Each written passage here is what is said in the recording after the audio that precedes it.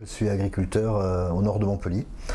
J'ai une formation à l'origine d'économiste, mais voilà, je me suis reconverti dans l'agriculture et on fait des plantes aromatiques en agriculture biologique. En fait, je ne pouvais pas concevoir autrement l'agriculture que par le fait qu'elle est intégrée dans son environnement, elle est intégrée dans son écosystème. Finalement, c'est un petit peu une démarche naturelle.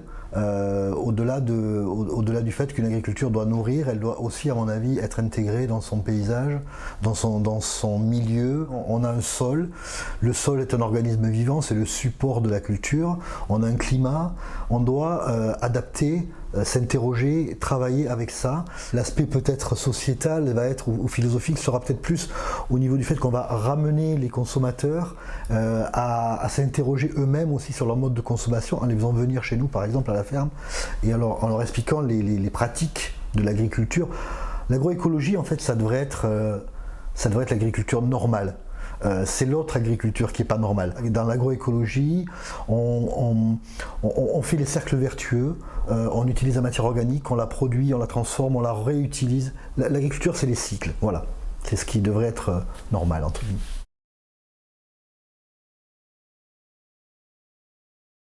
Je dirais que le principal argument qu'on peut trouver, alors il y a plusieurs volets. Il y a l'argument vis-à-vis des agriculteurs et il y a l'argument vis-à-vis des consommateurs. Vis-à-vis de l'agriculteur, il faudrait retrouver le fait que la terre a une valeur humaine, environnementale, que l'agroécologie permet notamment de aussi développer, j'espère, des cultures beaucoup plus locales, adaptées au climat, que peut-être un jour, même si ça commence maintenant, ce sera aussi une réponse au changement climatique, puisqu'on est aussi beaucoup plus à l'écoute des problématiques pédoclimatiques qu'on a sur le sol. Et vis-à-vis du consommateur, alors là, c'est l'idée que on associe les consommateurs à l'idée même de la production. On leur dit, voilà, non seulement vous mangez, mais en plus vous permettez à tout un écosystème environnemental, sociétal, écologique de vivre. C'est pas comme si vous alliez, au contraire, consommer des produits qui sont destructeurs de l'environnement. Voilà, c'est alors l'idée pour moi de l'agroécologie, c'est aussi de faire le plus possible du circuit court, le plus possible d'échanger, de rencontrer le consommateur pour pouvoir en discuter. C'est vrai que c'est plus difficile de pratiquer l'agroécologie dans des circuits longs. Ça peut se faire, mais ça veut dire qu'il faut que chaque intermédiaire de la chaîne, pour ne pas parler de la filière, de la chaîne soit dans le jeu et soit dans la traçabilité. Voilà.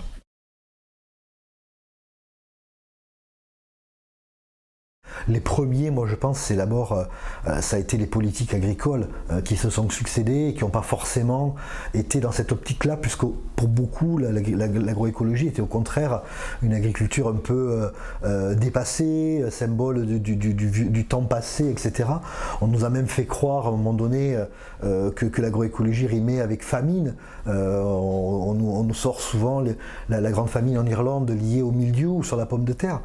Voilà, sauf qu'on oublie de s'interroger pourquoi on fait de la pomme de terre en Irlande. La pomme de terre étant une plante originaire d'Amérique centrale, Amérique du Sud, pardon, tropicale. Voilà, donc c'est toutes ces problématiques qu'il faut. En fait, on est en train de changer et nous, les agriculteurs, on essaie de remettre ça au goût du jour. Voilà, moi, je suis par exemple un agriculteur de la zone méditerranéenne. Il faut que je cultive des plantes qui sont adaptées au climat méditerranéen. En Bretagne, on va faire autre chose. Et essayer de remettre au goût du jour justement toutes ces variétés et que les consommateurs soient les parties prenantes de ça en disant mais oui effectivement c'est pareil, quand je mange une banane je dois m'interroger d'où elle vient, comment elle a été cultivée, par qui elle a été cultivée. Voilà, c'est ça l'agroécologie, c'est chacun s'approprie son alimentation en se disant que quand on mange une banane ou quand on mange une tomate, on ne mange pas simplement qu'une banane ou qu'une tomate, on construit aussi derrière une société, des producteurs, des terroirs, etc. Voilà.